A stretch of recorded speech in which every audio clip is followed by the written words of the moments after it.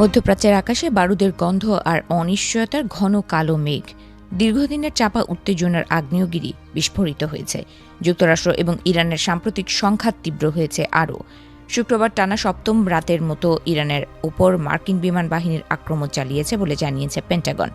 এই অশুভ সংকেত থেকে কোনো পক্ষই যেন পিছু হটতে রাজি নয়, বরং একে অপরকে ঘায়েল করার নেশায় মরিয়া হয়ে উঠেছে দুই বৈরী দেশ। ইরানের ওপর মার্কিন আক্রমণের নেপথ্যে ওয়াশিংটনের দাবি, তারা তেহরানের সামরিক সক্ষমতাকে পুরোপুরি ধূলিসাৎ করে দিতে চায়। তবে এই পাল্টা আঘাতের তীব্রতায় ইরান এখন মরিয়া হয়ে উঠেছে। ইরানের পক্ষ থেকে অভিযোগ তোলা হয়েছে, মার্কিন বাহিনী দেশটির বেসামরিক অবকাঠামো, বিমানবন্দর এবং রেলপথের মতো গুরুত্বপূর্ণ স্থাপনাকে লক্ষ্যবস্তু করে ধ্বংসযজ্ঞ চালাচ্ছে। এই ধ্বংসলীলা সহ্য করার মতো অবস্থায় নেই তেহরান, তাই তারাও এখন আর চুপ করে বসে নেই।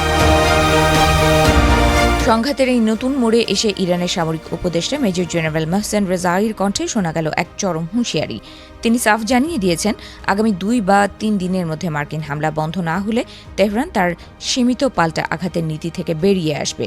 তার এই ঘোষণার অর্থ হল, ইরান এখন পূর্ণমাত্রায় সর্বাত্মক আক্রমণ চালানোর প্রস্তুতি নিচ্ছে। রেজাঈর ভাষায়, কোনো রাজনৈতিক সীমান্তই এখন আর নিরাপদ থাকবে না।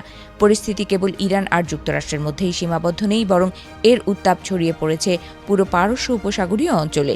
ইরানের দাবি অনুযায়ী তারা কুয়েতে মার্কিন সামরিক ঘাঁটি, কাতারের রাডার সিস্টেম এবং ওমানের ঘাঁটিতেও পাল্টা আঘাত এনেছে। ইরান নিয়ন্ত্রিত ড্রোন ও ক্ষেপণাস্ত্রের হামলায় কুয়েতের পানি ও বিদ্যুৎ সরবরাহ ব্যবস্থা ক্ষতিগ্রস্ত হওয়ার খবর পাওয়া গেছে, যা এই সংঘাতের ভয়াবহতাকে আরও বাড়িয়ে দিয়েছে। এমন অস্থির সময়ে সাধারণ মানুষের জীবনযাত্রা চরম বিপর্যয়ের মুখে পড়েছে। ইরানের জ্বালানি মন্ত্রণালয় নাগরিকদের বিদ্যুৎ ও শীতাতপ নিয়ন্ত্রণ ব্যবস্থা ব্যবহারের ক্ষেত্রে সতর্কবার্তা দিয়েছে, কারণ মার্কিন আক্রমণে দেশটির বিদ্যুৎ গ্রিডগুলো মারাত্মক চাপের মুখে পড়েছে। একদিকে তীব্র গরম, অন্যদিকে যুদ্ধবিধ্বস্ত জনপদ, সব মিলে ইরান জুড়ে এখন চলছে বেঁচে থাকার এক কঠিন লড়াই। আন্তর্জাতিক অঙ্গনেও এই সংঘাত নিয়ে উদ্বেগ বাড়ছে। জাতিসংঘের মহাসচিব অ্যান্তোনিও গুতেরেস বেসামরিক স্থাপনায় এই হামলাকে অগ্রহণযোগ্য বলে আখ্যায়িত করেছেন। চীন ও পাকিস্তানের মতো প্রভাবশালী দেশগুলো দ্রুত যুদ্ধবিরতির আহ্বান জানালেও কোনো পক্ষই আলোচনার টেবিলে আসার তেমন কোনো সদিচ্ছা দেখাচ্ছে না, বরং দুই পক্ষই একে অপরের ওপর দোষারোপের খেলায় মেতে উঠেছে, যেন আলোচনা এখন বহু দূরের এক স্বপ্ন।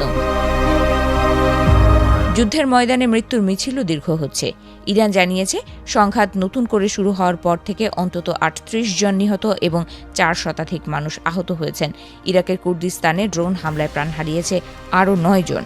শুধু স্থলেই নয়, সমুদ্রপথেও চলছে যুদ্ধের দামামা।